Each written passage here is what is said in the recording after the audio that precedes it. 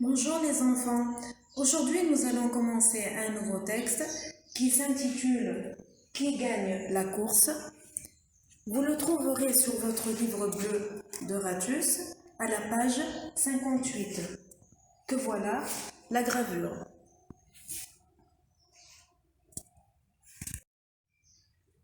Tout d'abord, nous allons commencer par un nouveau chant sur le pont d'Avignon que je vais lire et vous expliquer. Sur le pont d'Avignon, on y danse, sur le pont d'Avignon, on y danse tous en rond. Il s'agit du refrain. Ensuite, les beaux messieurs font comme ça, et puis encore comme ça. Vous avez ensuite le refrain que nous avons fait au début. Ensuite, les belles dames font comme ça, et puis encore comme ça. Et toujours la même chose, le refrain. Pour plus d'explications, alors Avignon est une ville qui se trouve en France. Alors voilà le pont. Et vous voyez ici un monsieur et une dame qui sont en train de danser tous en rang. Alors vous voyez ici, par cette image, un monsieur avec son chapeau, il fait la révérence pour saluer les gens. Et les belles dames avec leurs belles robes qui font aussi la révérence en se baissant et en montrant leurs belles robes. Je vous invite à imprimer le chant qui se trouve sur la plateforme que vous collerez plus tard sur vos cahiers de chant et bien sûr que je vais référer par la suite avant les examens.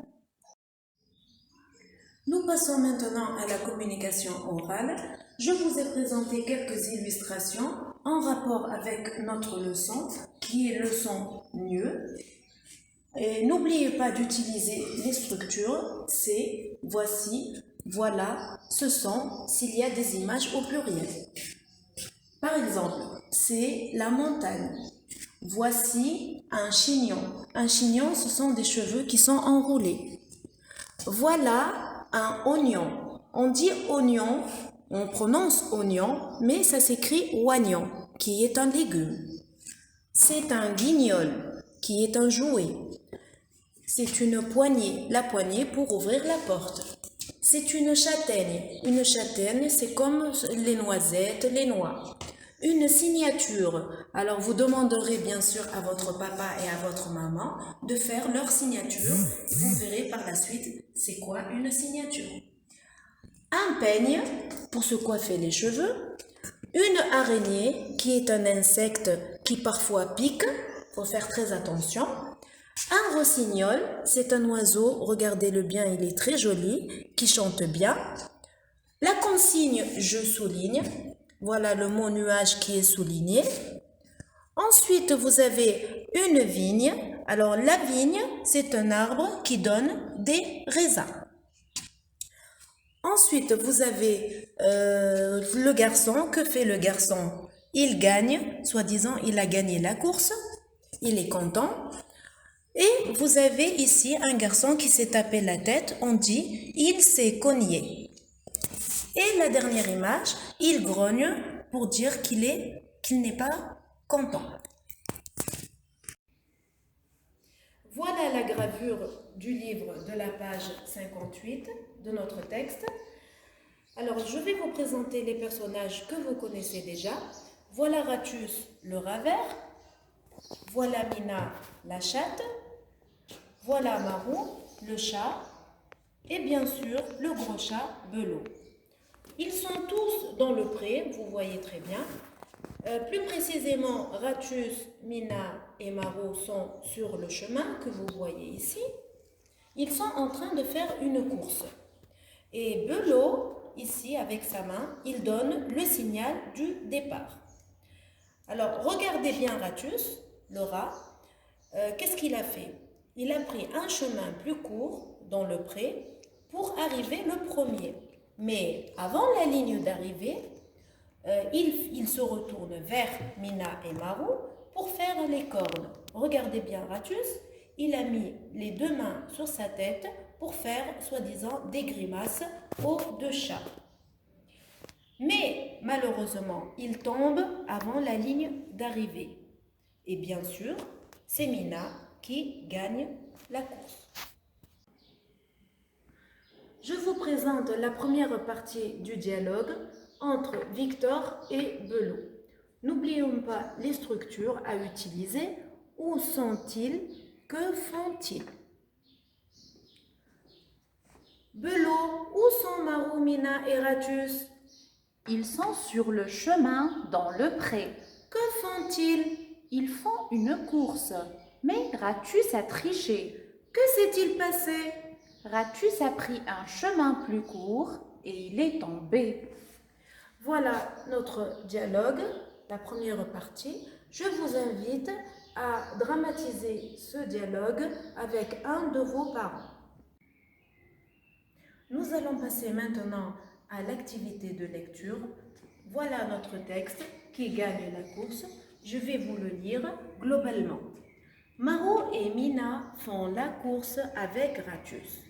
Belot a donné le signal du départ. Ratus est en tête, n'oubliez pas la liaison, car il est passé par un chemin plus court. Juste avant la ligne d'arrivée, il se retourne pour faire les cornes au chat. Alors Ratus tombe et c'est Mina qui gagne. Le rat vert s'est cogné la tête. Belot soignera sa bosse. Je vous invite à écrire le texte sur votre cahier d'exercice comme on a l'habitude de faire. Et n'oubliez pas de le relire plusieurs fois pour mémoriser les mots qui sont très difficiles et pour avoir une bonne lecture. Maintenant, nous allons passer au découpage de mots. Par exemple, la première phrase. Marou, premier mot. Et deuxième mot. Mina, troisième mot. Font, quatrième mot. La, cinquième mot. Course, sixième mot. Avec, septième mot. Et Ratus, huitième mot. Dans la première phrase, nous avons 8 mots. Nous allons procéder à l'ensemble de toutes les phrases du texte au même découpage de mots. Nous avons fini de découper les mots dans les phrases. Je vous invite maintenant à retenir certains mots qui contiennent le son gneu, qui est notre leçon d'aujourd'hui, comme par exemple le signal, ensuite la ligne,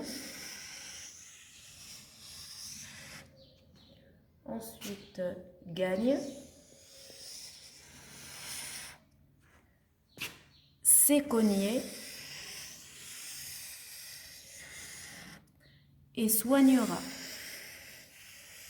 Alors, je vous invite à les écrire sur votre cahier d'exercice. Et pour plus de précision, alors je vous invite à faire ce type d'exercice. Je complète par les mots du texte. Alors, je vous ai préparé un texte à trous que vous trouverez sur la plateforme. Alors, complétez les mots comme la plupart des mots que vous trouverez dans notre texte qui gagne la course pour compléter les mots. Mina et Marou font la, vous allez le trouver dans le texte, la course avec Ratus. Belot a donné le, vous regardez dans le texte, Belot a donné le signal du départ. Ratus est en tête, vous allez le voir, car il est passé par un chemin plus, regardez dans le texte, plus court. Ensuite, juste avant la ligne d'arrivée, il se retourne pour faire les cornes au chat. Alors Ratus tombe et c'est Mina qui gagne. Belot, vous allez le voir dans le texte, soignera sa bosse. Sa bosse. Nous passons à l'activité d'écriture. Comment écrire le mieux? La graphie du mieux. La graphie du mieux se compose de deux lettres. La lettre G et la lettre N.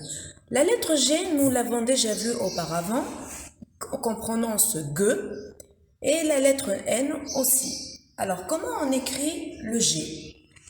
On fait un rond, un cercle, entre la double ligne, et la boucle en dessous de la double ligne. Avec la lettre N, attachée bien sûr, entre la double ligne.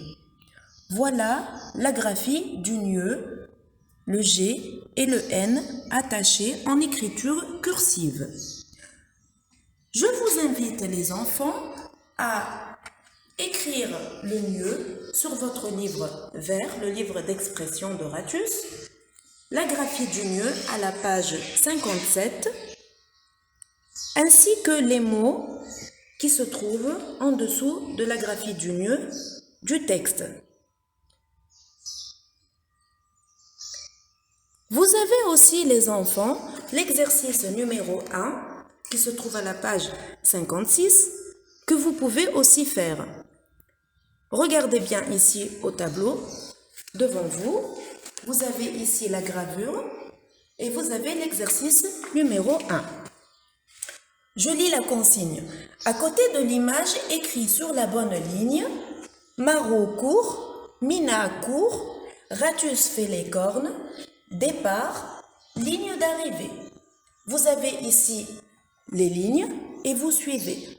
Alors, regardez bien, le départ. Vous l'écrirez sur la première ligne. Ensuite, ces deux lignes, Marou court. Marou court. Vous l'écrirez sur les deux lignes. De l'autre côté, vous avez les deux premières lignes. Mina court. Mina, la première ligne, la deuxième court. Mina court. Ensuite, ces deux lignes, Ratius fait les cornes. Ratius fait les cornes. Et les deux dernières, la ligne d'arrivée. La ligne d'arrivée. Bien sûr, elle est là, la ligne d'arrivée.